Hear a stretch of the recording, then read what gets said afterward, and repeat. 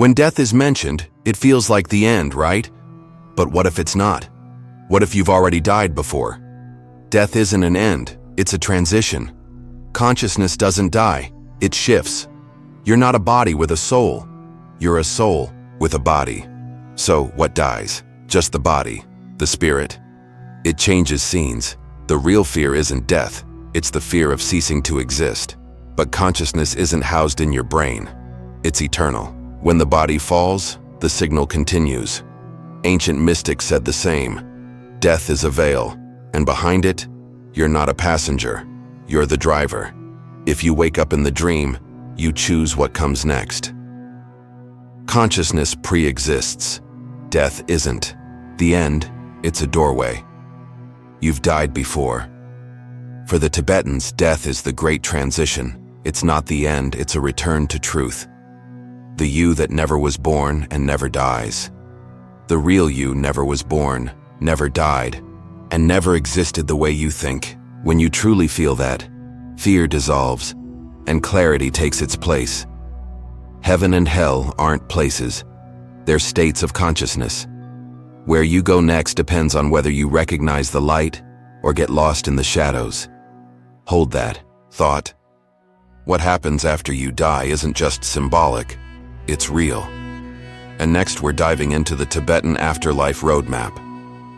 You're not ready for what's coming next. If this shook you, hit like. So let's get one thing straight.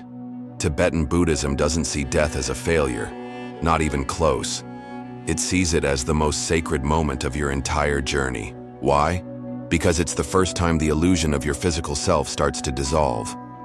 According to ancient texts, especially the Bardo Thodol, also known as the Tibetan Book of the Dead, death is a process, not a switch. You don't just go dark, you transition. And that transition can either trap you or free you forever. The soul doesn't die, it wakes up. Think about that. The very moment the body shuts down, your consciousness enters a series of inner realms called bardos, states between worlds, between identities, between lifetimes. Sounds like science fiction, but it's sacred science. In the first moments after death, your soul encounters the clear light of reality. Pure awareness. No thoughts, no forms, no stories. And here's the twist. If you recognize that light as you can achieve liberation instantly. One moment, that's it.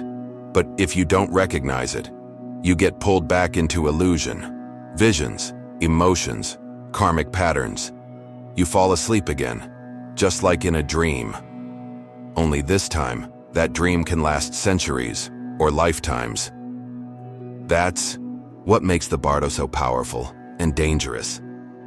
Hey, if you're starting to feel like this isn't your first time here, you're not alone. Many souls feel that echo deep down. Back to the Bardo. Each stage reveals something different. One moment you might see peaceful deities, the next, wrathful ones. But don't be fooled. These aren't gods. They're your mind. They're you, projected right in front of your soul like a cosmic movie. The gods you see after death are just mirrors of your own soul. Let that one hit. Because whether you ascend or get pulled back depends on whether you realize it was always just you, dressed in different masks.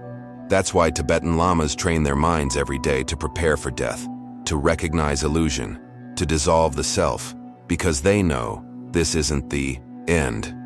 It's the final test, and possibly the final chance, to wake up for good. So let me ask you this. When your moment comes, will you recognize the light or get lost in the dream? Because what comes next in the Bardo, well, it rewrites everything you thought you knew about what's real. Alright, so here's where it gets wild. According to Tibetan wisdom, your journey after death doesn't happen all at once. It unfolds through 6 distinct states called bardos. And each one, it's like a checkpoint for your soul, a test, a mirror, a chance. The word bardo literally means in between one life and another, between breath and stillness, between illusion and realization. And every bardo carries its own landscape, its own challenges, and its own hidden doors to freedom. Between every end and beginning, there is a sacred pause. That pause is the bardo. It's not just a waiting room. It's an initiatory space where your soul meets itself, raw, unfiltered, and outside of time. Let's break them down real quick. First, the bardo of this life. Yep, you're in a bardo right now. This is the most powerful one because while you're alive, you can still shape karma, gain awareness, and reprogram your destiny. Crazy, right? Next comes the bardo of dying, the slow release of elements, sensations, and identity. After that, the bardo of clear light, where liberation is possible if you recognize your true nature. Then, the karmic bardo of becoming, where new birth is chosen. But we're not done. There's also the bardo of dreaming. Every night your soul slips into a temporary bardo. And finally, the bardo of meditation, accessible during deep spiritual practice. These aren't just states, they're rehearsal spaces for your soul. The death of the caterpillar is the birth of the butterfly. That metaphor? It perfectly captures the bardo. Because what looks like an ending from the outside is actually a portal from the inside. By the way, if this is giving you goosebumps, imagine hearing this while preparing for your own transition. Yeah, drop a comment right now and tell me, which bardo do you feel you're in right now? Here's what makes all this even deeper. Each bardo carries a specific opportunity to awaken. It's not about surviving them, it's about using them as mirrors, as maps, as invitations to dissolve what's false and return to what's real. Because here's the truth. Every bardo is a disguised blessing, an echo of the soul asking to be remembered. And next, we're diving into the bardo of dying itself, element by element. Get ready to meet the mystery within you. So, let's dive deep into the actual process of dying. It's not as simple as you stop breathing. In Tibetan Buddhism, they believe death is a gradual dissolution of the 5 elements: earth, water, fire, air, and space. Sounds intense, huh? But it's also incredibly profound. First, the earth element starts to dissolve. You might notice it in your body. That feeling of heaviness, the weight of the world on your chest, that's the earth element slowly dissolving. When the earth element starts leaving, you start feeling less solid, both physically and mentally. Next, water follows. It's all about fluids. Your body begins to lose moisture. Your mouth dries up. Your body starts to feel more fragile. Water symbolizes fluidity and connection, and as it dissolves, you begin to feel disconnected from everything you once thought you were. Then comes the fire element. Fire is warmth, energy, and movement. When it begins to dissolve, that heat in your body starts to fade away. Your body cools. Your ability to move, to act, to be alive, slowly shuts down. And guess what? This is when the real emotional surrender begins. It's not just physical warmth. Your passion for life starts to burn out too. After fire, the air element begins to dissipate. Air is breath, thought, and consciousness. As air dissolves, the mind becomes foggy. It's like a veil of confusion falls over you. You become less aware, less conscious of your surroundings, and more inwardly focused. You begin to feel lighter, but also disoriented. And when all that's left is space, that's when your true essence is revealed. The space element, representing emptiness and the vastness of existence, is where everything merges. Your body, your mind, your emotions, they fade away, leaving nothing but the pure awareness of who you really are. At this point, you enter the bardo of clear light. This is the moment of truth. Recognize the light, and you've made it. If not, well, things get murky. But let's not get ahead of ourselves. That light, it's always there waiting for you. You just have to recognize it. If this all sounds a little surreal, it's because it is. But guess what? You can start training yourself now to dissolve these elements in life. Want to learn how? Stick around. We'll dive into that soon. But first, here's the thing. The elements are your final letting go. It's not a collapse, it's a release. The physical body may be dissolving, But what's left, the soul, the awareness, becomes infinite. Now this might sound like the end of the story, right? But it's actually just the beginning. And we're about to explore how the Bardo of Clear Light holds the key to your true liberation. Stay tuned.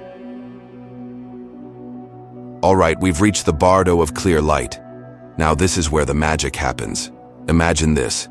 After all the dissolution of the elements, earth, water, fire, air, the soul is left with nothing but the purest essence of reality, the clear light.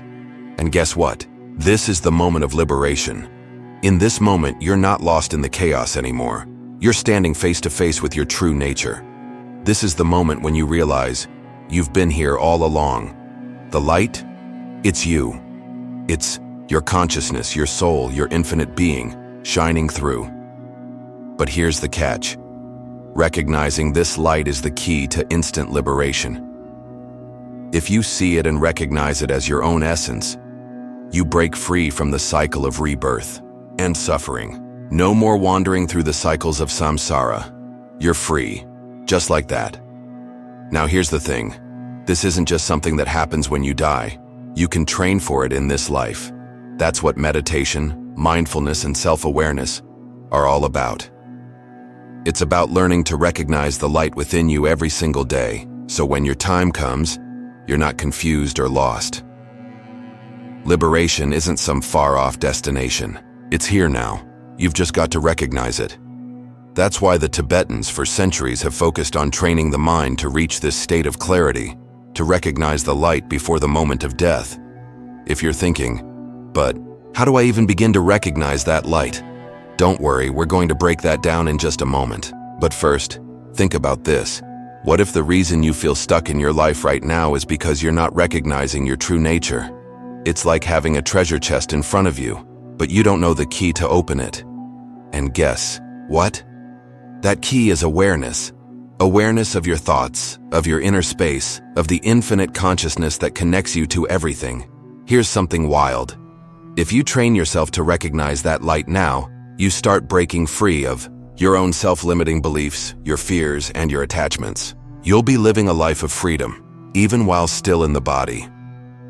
By the way, if you're feeling that spark of recognition right now, don't forget to like this video.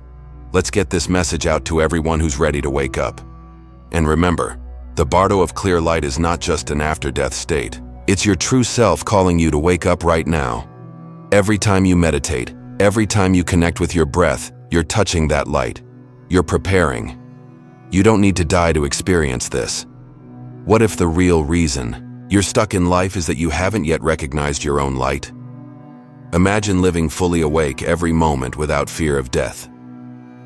What if your life is part of something bigger? Click on the card and find out.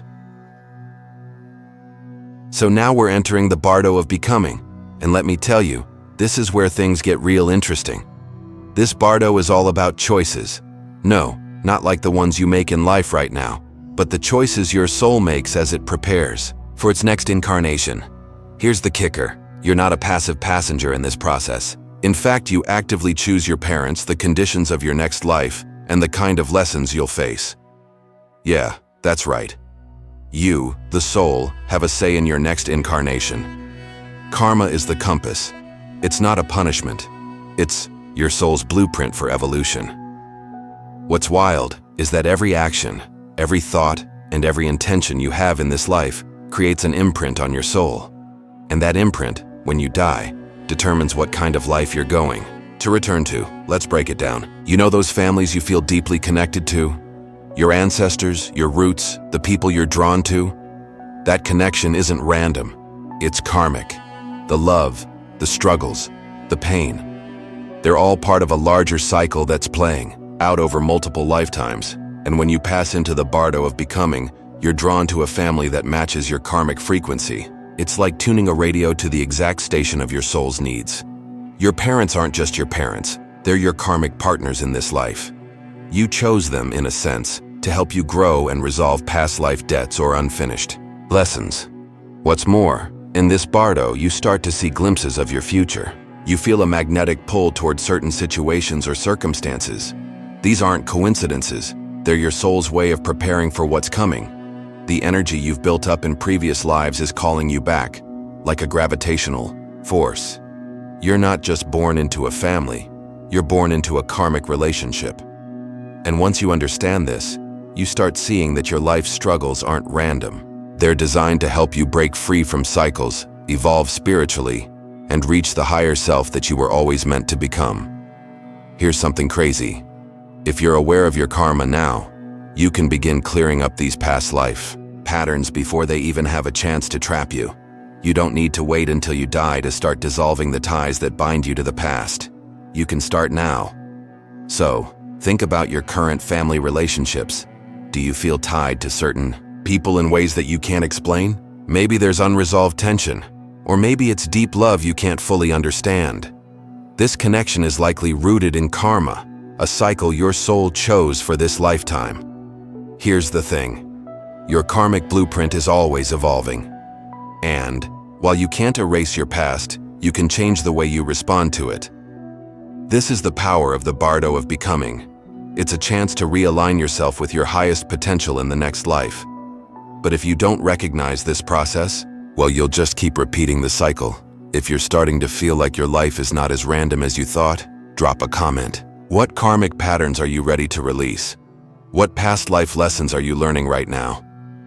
And now, with that knowledge in mind, let's dive deeper into the next Bardo, the Bardo of Dreaming. You won't believe how closely your dreams are linked to the process of death. But before we do that, stay tuned. Something bigger is about to unfold. Now we're getting into something really cool, the Bardo of Dreaming and the Bardo of Meditation. And no, these aren't just random stages in your sleep or meditation practice.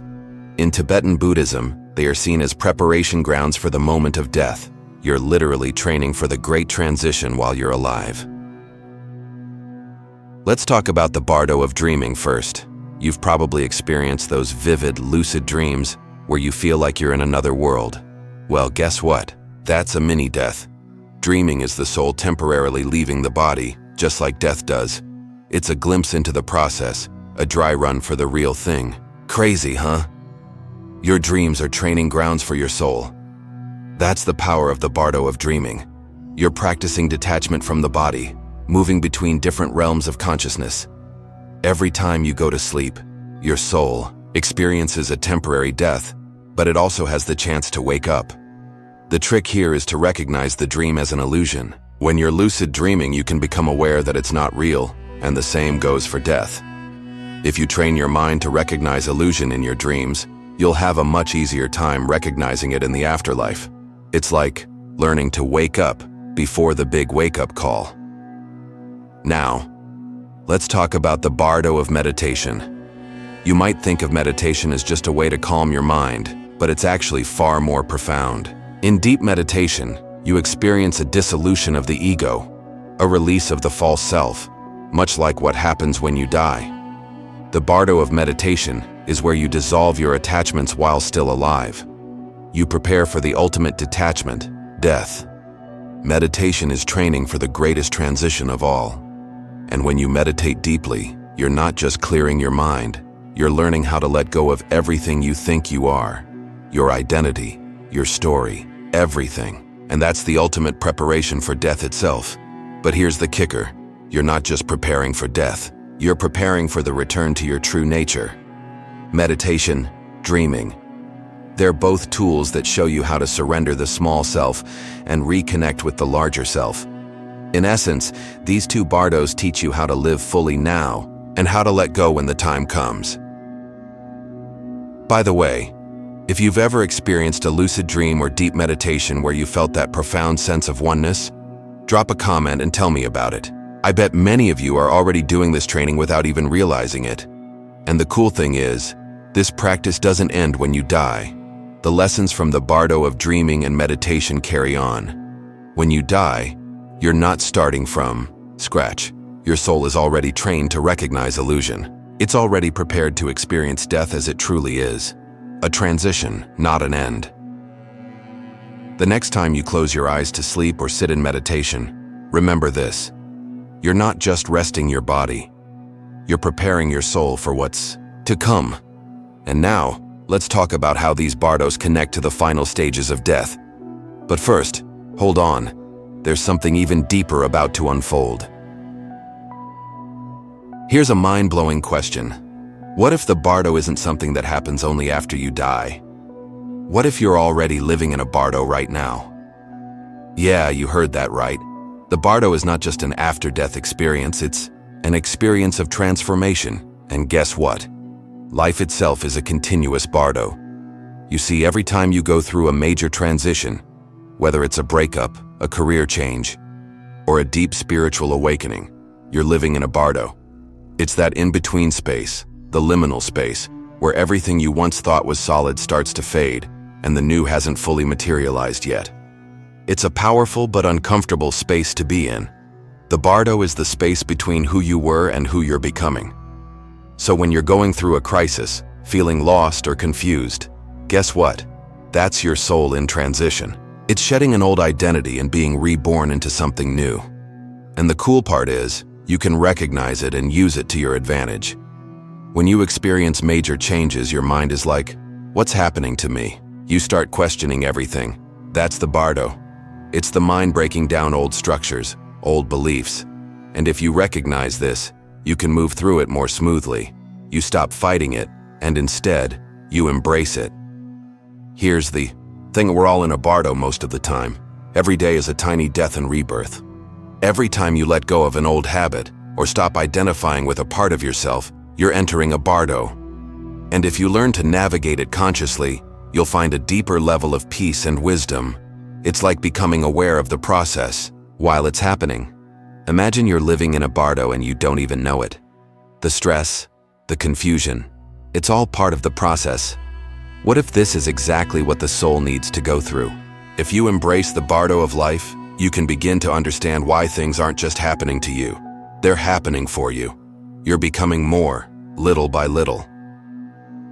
By the way, have you ever felt like you were in between something? Like, not quite the person you were, but not yet the person you're becoming?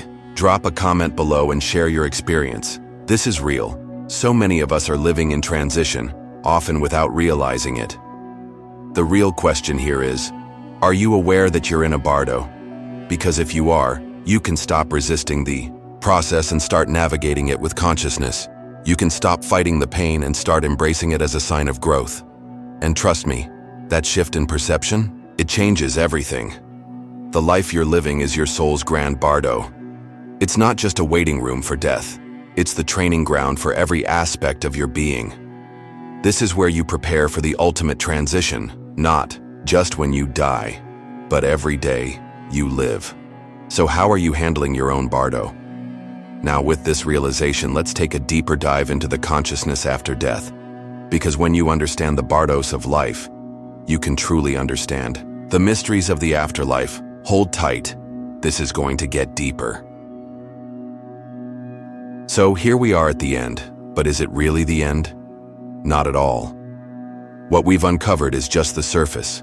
The truth about death, consciousness, and what comes after is far deeper. The journey doesn't stop here. You've only scratched the surface of a mystery that transcends time. The journey of your soul isn't over, it's just beginning. What we've learned today is only the first chapter of a much larger story. But here's the real question. Are you ready to keep going? The next video will take us even deeper into the mysteries of life, death, and beyond. We'll uncover truths you didn't even know you needed. If this video changed something for you, hit that subscribe button. The journey doesn't end here. In fact, we're just getting started. Stay tuned. You don't want to miss the next part. The journey isn't over. It's just beginning. So let's continue this adventure together. The soul's true path is unfolding step by step.